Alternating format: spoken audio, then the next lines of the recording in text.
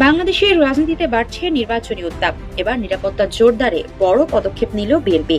স্বরাষ্ট্র মন্ত্রণালয়ের অনুমতিতে দলটির জন্য আসছে 4টি বুলেট প্রুফ গাড়ি, যার মধ্যে আছে 2টি ল্যান্ড ক্রুজার ও 2টি বুলেট প্রুফ মিনিবাস। দলীয় সূত্রে জানা গেছে, নির্বাচনী প্রচারণায় অংশ নেবেন বিএনপি চেয়ারপারসন খালেদা জিয়া। আর নভেম্বরের মাঝামাঝি সময়ে দেশে ফিরতে পারেন দলটির ভারপ্রাপ্ত চেয়ারম্যান তারেক রহমান।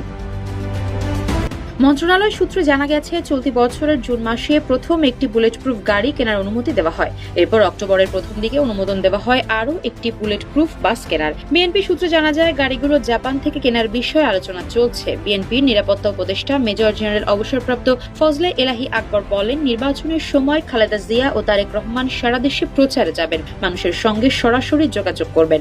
এ সময় তাদের সর্বোচ্চ নিরাপত্তা নিশ্চিত করতেই বুলেট প্রুফ গাড়ি কেনা হচ্ছে।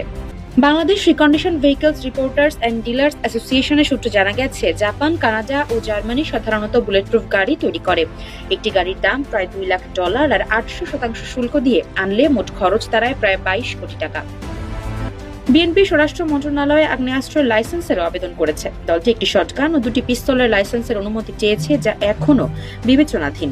পুলিশের বিশেষ শাখা তাদের প্রতিবেদনে জানিয়েছে, নির্বাচনী প্রচারে খালেদা জিয়া ও তারেক রহমান হামলার ঝুঁকিতে থাকতে পারে। প্রতিপক্ষ রাজনৈতিক দলের আক্রমণ বা সন্ত্রাসী হামলার আশঙ্কার বিবেচনায় বুলেট প্রুফ গাড়ির অনাপত্তি দেওয়া হয়েছে।